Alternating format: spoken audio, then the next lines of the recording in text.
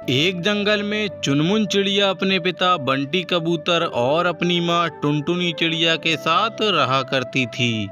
बंटी कबूतर और टुनटुनी चिड़िया की तबीयत ज़्यादातर खराब रहती थी, इसीलिए वो ज़्यादा से ज़्यादा आराम करते थे और घर की जिम्मेदारी चुनमुन चिड़िया के ऊपर थी।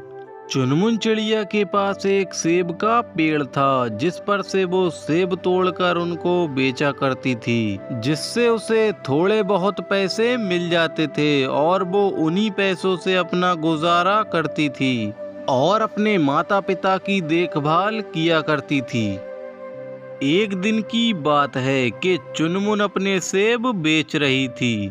तभी उसके पास एक कौवा आता है और उससे कहता है, अरे चुनमुन बहन, क्या तुम्हारे पास अमरूद हैं?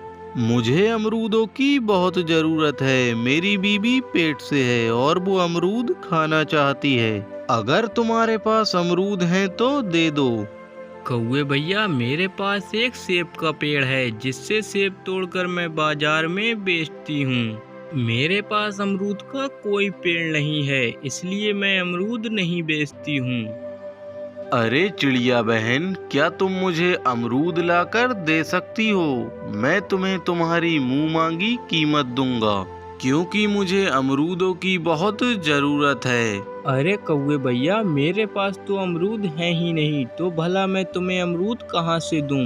मैं जंगल में देखने के लिए जाऊंगी, हो सकता है जंगल में अमरूद का पेड़ हो। मैं तुम्हें वहाँ से अमरूद ला दूंगी। चुनमुन चिड़िया कौवे से ये सारी बातें करने के बाद जंगल की तरफ निकल जाती है।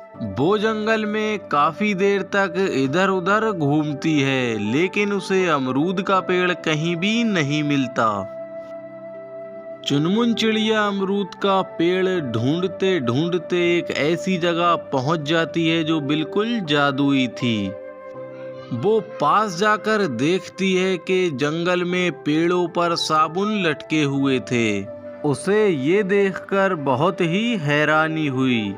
अरे ये क्या, ये ऐसे कैसे हो सकता है? ये साबुन पेड़ों में कैसे लटक रहे हैं? कहीं ये जगह जादुई तो नहीं है? या मुझे ये लगता है ये साबुन की खेती है। लेकिन मैं ये क्या देख रही हूँ? साबुन भी भला पेड़ों पर आते हैं? लगता है मैं सपना देख रही हूँ। चुनमुन चिड़िया उन साबुनों को हैरानी से देख रही थी।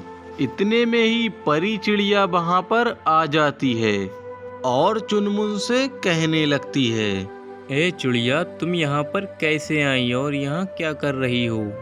ये इतना घना और जादुई जंगल है, तुम भला इस जंगल में क्या कर रही हो? मुझे नहीं पता परी चिड़िया, मैं यहाँ पर अमरूद का पेड़ ढूंढते ढूंढते यहाँ तक पहुँच गई। लेकिन ये कैसे मुमकिन है? भला पेड़ों पर साबुन भी आते हैं? हाँ चिड़िया, यहाँ पर सब कुछ मुमकिन है। ये जादुई जंगल है। मैं जानती हूँ तुम बहुत गरीब हो और तुम्हें पैसों की बहुत ज़रूरत है। तुम्हें अमरूद के पेड़ तो इस जंगल में नहीं मिल सकते, लेकिन मैं तुम्हारी मदद कर सकती हूँ। ये लो, ये जादुई साबुन के बीज हैं। इससे बहुत ही खुशबूदार साबुन निकलेंगे, जिसे बेचकर तुम्हारी गरीबी दूर हो जाएगी। ये देखकर चुनमुन चिड़िया बहुत खुश हो जाती है और परी का धन्यवाद करने के बाद वहां से आ जाती है।